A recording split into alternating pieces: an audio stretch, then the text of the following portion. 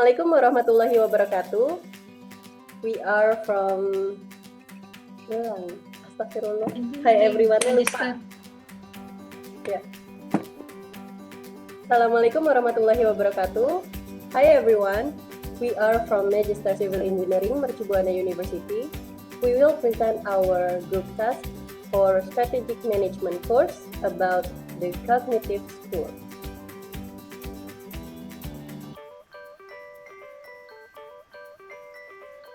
Firstly, let me introduce our lecturer, Mr. Sumarsono.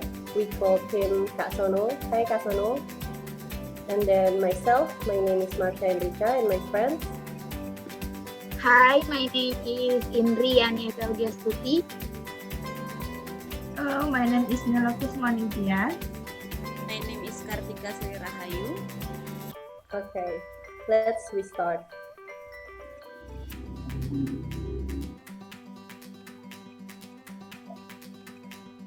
Mintzberg's 10 schools of thought for strategy formulation. The 10 schools is different schools. We can look at the picture from an elephant.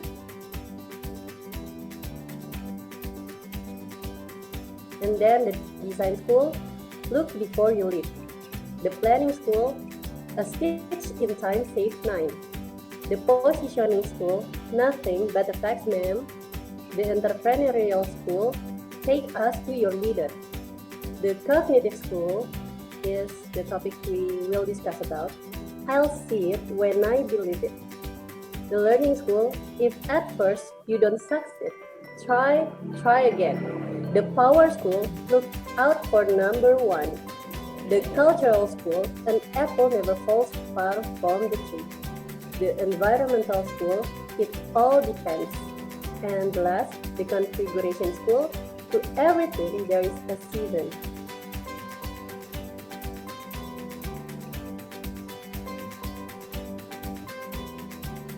The 10th school of thought, design school is strategy development is a rigorous and rational process. Planning school is strategic development as a formal process. Positioning school is strategic formulation as an analytic process. Entrepreneurial school, strategic formation as a visionary process. Cognitive school, strategy formulation as a mental process. Learning school, strategy formulation as an emergent process. Power school is strategy development as a negotiation with power centers. The cultural school is strategy formation as a collective process. The environmental school is strategic formulation as a reactive process. And configuration school is strategic formulation as a process of transformation. Strategy formation and configuration school, we can look at the picture, the flow, and the strategy formation is divided into 3 parts. First, prescriptive approach, such as design school, planning school, positioning school. And then descriptive approach is entrepreneurial school, cognitive school, learning school, power school, cultural school, and environmental school. And then integrative approach is configuration school.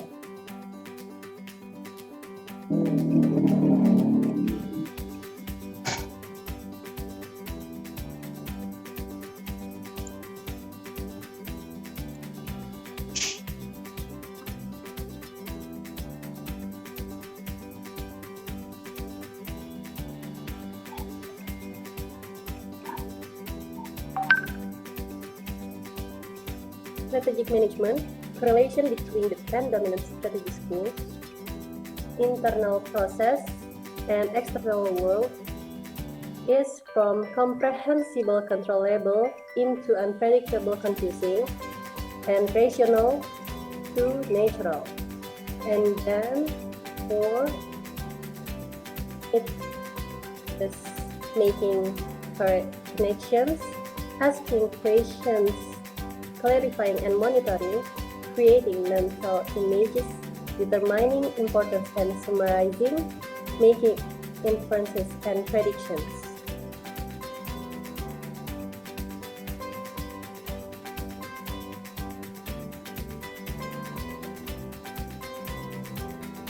The cool, I'll see it when I believe it. Herbert Simon says, world too vast for human intellect, vain attempts at rationality. For components, divided into 5 parts. Firstly, cognitive bias. The use of multiple themes puts different cognitive biases in play, thus improving products or lesson study. Second, information processing. Cognitive biases are accumulated and layered as information is gathered and messaged at multiple levels. Third, mind maps, the ways in which we organize and use information. Fourth, insight. And fifth, construction, imposition of interpretation on perceptions of the environment.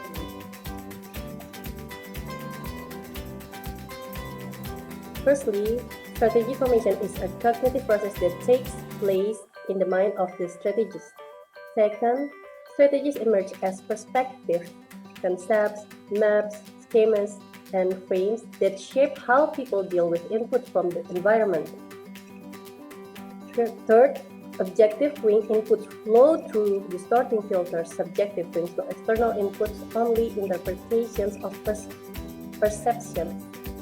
Fourth, strategies are difficult to attain, less than optimal when attained, and difficult to change when no longer viable. For critics, we have 2 points. First, school is characterized more by its potential than contribution. 2.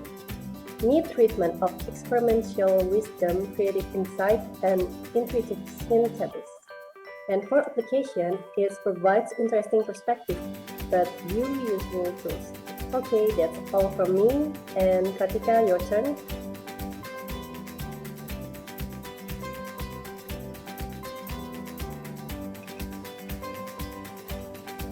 Okay, the cognitive tools knowledge system. In here, first is knowing, and then seeing and doing, and then back to knowing again. Social construction of reality. In the first is one is theories is implicit, and then go to historical, mysteries, reality, histories and mysteries is reality, and then go back, go to explanation, perspective, and then go to present theories. This is strategic mean, and then go to active sensing. Go to symptoms.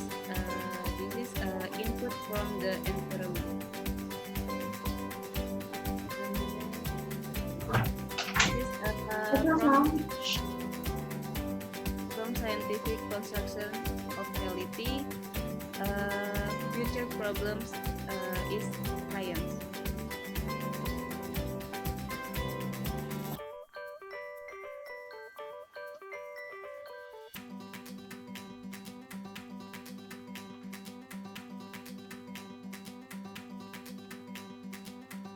The strategic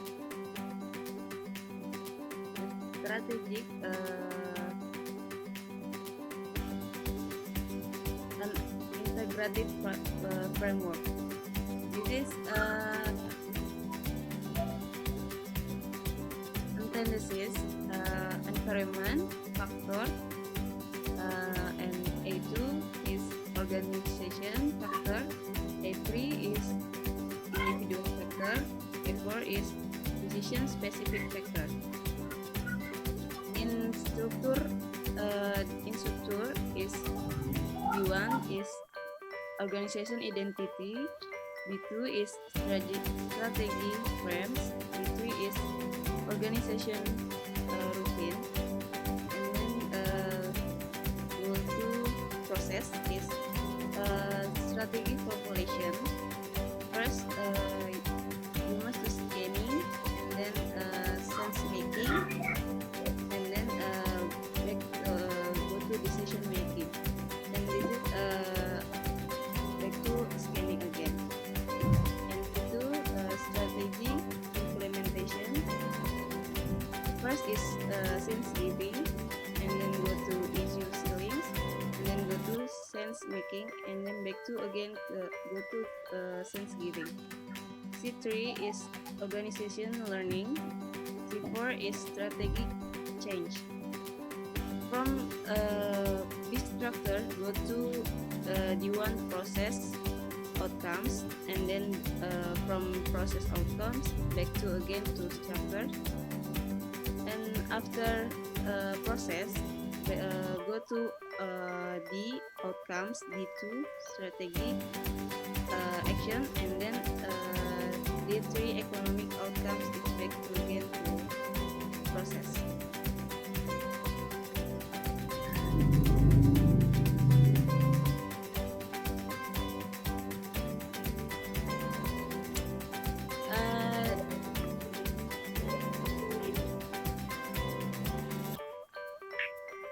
In cognitive, have 4 types. First is full brain models. In upper left is logical, analytical, fact-based, and quantitative. B low left is organized,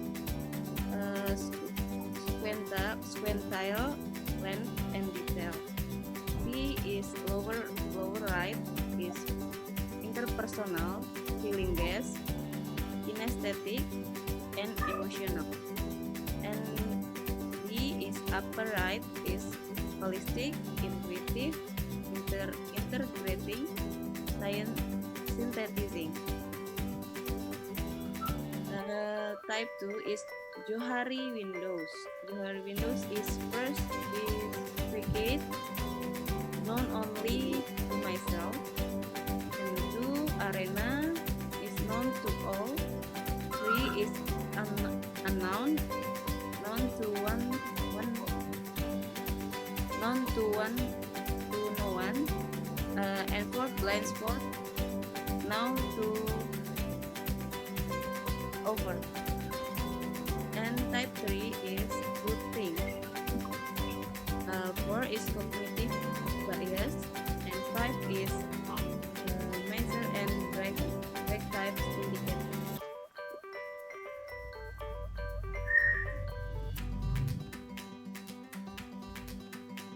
Okay.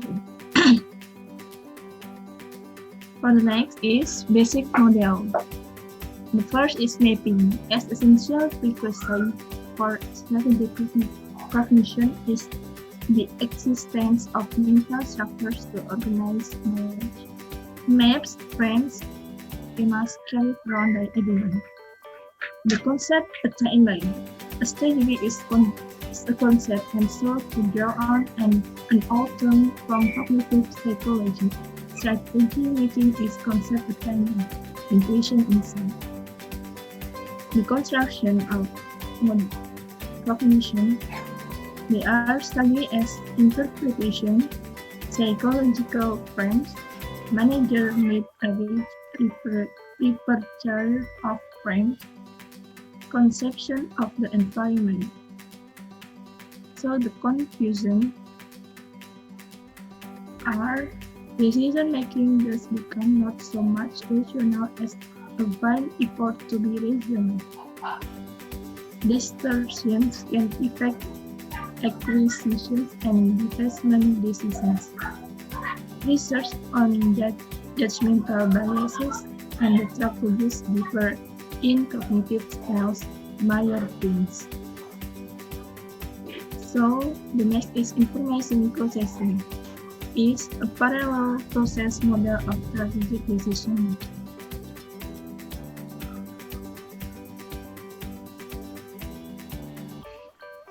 Common cognitive biases when making decisions and judgment. The first, encoding biases. People are often relevant on the first piece of information key they hear. Second, availability heuristic. People overestimate the importance of information that is available of them. Third, bandwagon effect. The possibility of one person adopting unbelief increases based on the number of people. The fourth, blind spot biases, failing to recognize your own cognitive biases. The fifth, choice supporting bias. When you choose something, you need to feel positive about it, even if that choice has flaws. The fifth, clustering illusion. This is the tendency to see patterns in random events.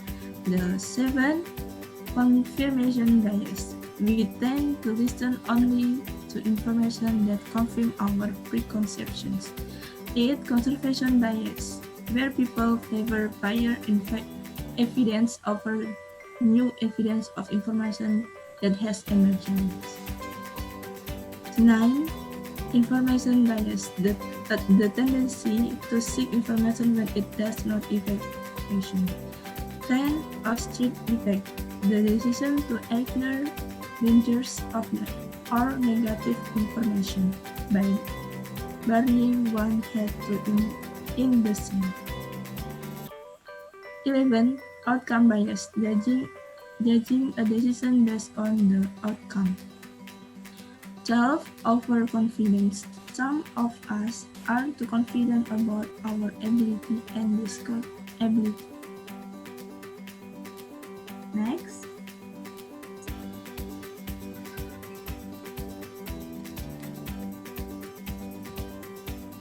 Myers-Briggs step indicator.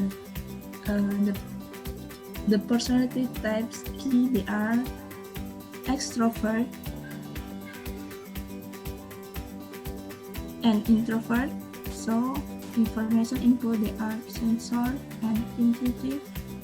So the decision making, they are thinking and feeling, and lifestyle, they are judging and perceiving. For extraversion is energized by people and things in the external world, and introversion is energized by idea or impression in the world. Processing is gather detail and fact that can be confirmed by experience, and intuition gather idea and see future possibility. So, thinking is make decision by logic and analysis, and feeling make decision based on personal feeling. Judging is enjoy planning and deciding, and perceiving enjoy remaining open to new options. So the next will be presented by my friends. Okay. In this part, I will to share you about cognitive theories, information and processing. In cognitive theories, there is to process, executive process, and memory. In executive process, there are rehearsal, forgetting, complex cognition, perception, attention, and encoding. And in the memory, there is some process like encoding, rehearsal, deep process, elaboration, and etc. And then the next process is storage. There is sensory, short-term, working, and long-term. In the third process, there is retrieval. In the retrieval is forgetting. There is retrieval failure, interference, failure to store, motivate forgetting. And then cues, there is recall, recollection, recognition, and relearning. And then stage model of the cognitive theories is sensory, short-term, and long-term. There is a schema about organizational outcomes and individual outcomes. So, information processing begins with attention, continues with encoding, turns to storage and retrieval, culminates in choice and concludes by the assessment of outcomes. And then there is a concept mapping in education. Concept mapping in education, there is two way. In the first path is why concept mapping in education, and then there is three answer is non-linear visual ways of understanding, develop higher order thinking skill, and facilitate recall and processing of information. And then in the next path is uses of concept mapping in class. The first thing is to highlight the similarities and difference the concept. And next one is use them in summative assessment at the end of the lesson or course unit. And then the display the subcomponent of a concept. After this all, we can concept mapping tools for teachers. And then there is the step of concept attainment. The first step is select the concept that will be central, and we can know safe source of chemicals. And step 2 is develop positive and negative example. Step 3 is show the learners positive and negative example using object, pictures, and word. Step 4 is speculate on attributes. Step 5 is present the concept. Storage of chemical have students write their own definition. And then step 6 is assess understanding of the concept. There is the method by Jeremy Brunner. In Jeremy Brunner, there's 3 stages. In stage 1 is planning for concept attainment, identification of goals, selection of exemplars, and then sequencing exemplars, and medium of presentation. In stage 2, there is implementing concept attainment activities. And the next one is presenting exemplar, and the next one is analysis of exemplar. In stage 3, there is evaluating concept attainment activities.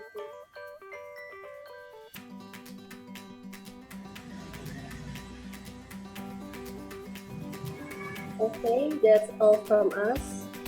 Let's close our presentation. We apologize if there are many mistakes, especially in our way of deliver. We hope our presentation can be useful for us, and thanks for your attention and your time to watch this video. Say bye, friends. Bye. Bye. Bye. Assalamualaikum. Bye.